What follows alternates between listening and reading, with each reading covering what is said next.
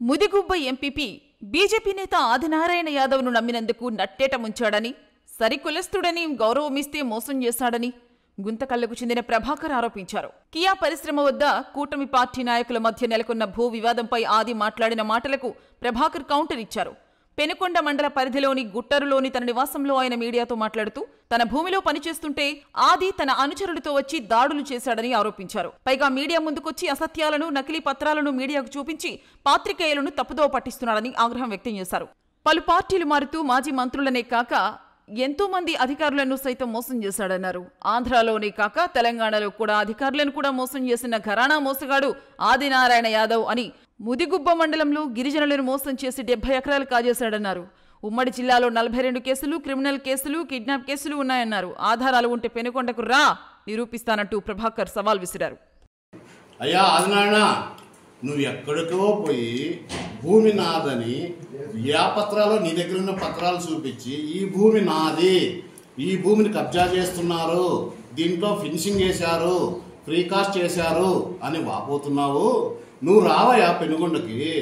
పెనుగొండకు వచ్చి నీదా భూమి నాదా, నేను ప్రెస్ మీట్ పెడతా, నువ్వు రా ప్రెస్ మీట్ లేదు, నువ్వు పెట్టు ప్రెస్ మీట్, నేను వస్తా. మీడియా మిత్రులే తెలుస్తారు ఆ భూమి ఎవరిది అని. ఏమే నీ సర్వే నెంబర్ ఏది, నా సర్వే నెంబర్ ఏది చూసుకో. నా దాంట్లో నా భార్య పేరుతో ఉన్న భూమిని ఆక్యుపై చేశారు, దాన్ని ఫినిషింగ్ చేశారు, ఫ్రీ కాస్ట్ వేశారని చెప్తున్నావు. ఇది నీ భూమి కాదయా, ఇది నా భూమి.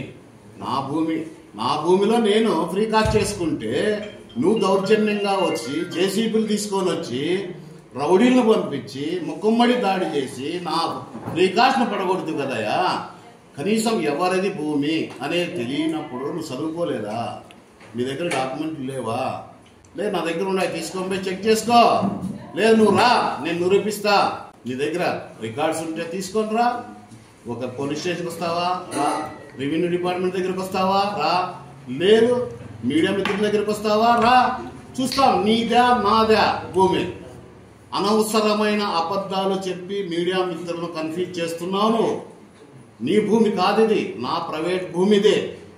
ఏమే నీ ఉనికిని కాపాడుకునేదానికి నువ్వు ఊసరపిల్లి మాదిరి మారుకుంటూ పోతూ ఉన్నావు. నువ్వు చేసిన అక్రమాలు, దౌర్జన్యాలు, కిడ్నాప్ కేసులు, ఏమే ఫోర్జరీ కేసులు ఎన్నున్నాయా నీ మీద? 10 ఎఫ్ఐఆర్లు మీడియా మిత్రులకు ఇస్తా. నా దగ్గర ఆధారం లేదు, నేను మాట్లాడట్లేదు. నువ్వు గతంలో ఏం చేస్తువి? కాంగ్రెస్ గవర్నమెంట్ వచ్చినప్పుడు కాంగ్రెస్ గొడుగు పెడితే నీ ఉనికిని కాపాడుకునేదానికి.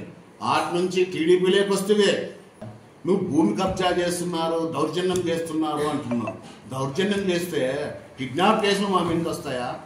కిడ్నాప్ చేయలేదా? ఒక ప్రముఖ వ్యాపారవేత్తను హైదరాబాద్ అతన్ని నువ్వు కిడ్నాప్ చేయలేదా? డోన్ ప్రాంతంలో ఎఫ్ఐఆర్ కాలేదా? నువ్వు అరెస్ట్ కాలేదా? ఫోర్జరీ కేసులు లేవా? ఎన్ని ఎఫ్ఐఆర్లు ఉన్నాయి నీపై నీకు తెలుసా? నువ్వు నిజాయితీపరుడా? ఎక్కడ నిజాయితీ ఉందో నిరూపించు. రా పెనుగొండకు రా. నువ్వు ఏదైతే నాది, నా భార్య పేరుతో ఉన్న ఈ ల్యాండు, ఆ ల్యాండ్లోకే పోదాం.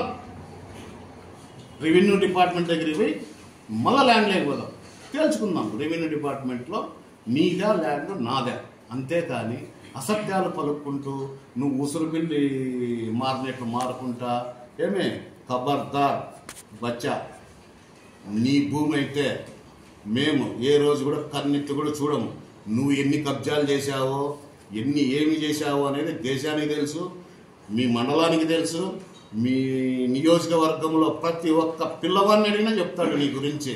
కాదయ్యా, నీకు కాన్వాయిడ్ పెట్టుకొని తిరగాల్సిన పని ఏముందయ్యా? తప్పు చేయకపోతే మంది మార్బలం వేసుకొని తిరగాల్సిన పని ఏముందయ్యా నువ్వు తప్పు చేయకపోతే?